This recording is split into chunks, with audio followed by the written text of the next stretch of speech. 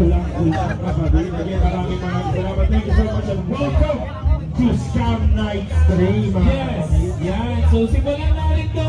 Tawagin natin ang isa sa pinaka-nare-respeto at isa sa bubuo. Dito pa lang, oh. CCPH at kung bakit tayo nandito ngayong gabi. Tawagin natin CCPH President Chris Marco! Boss Marco in the building. Boss Marco. Ay po, sorry. Sorry po.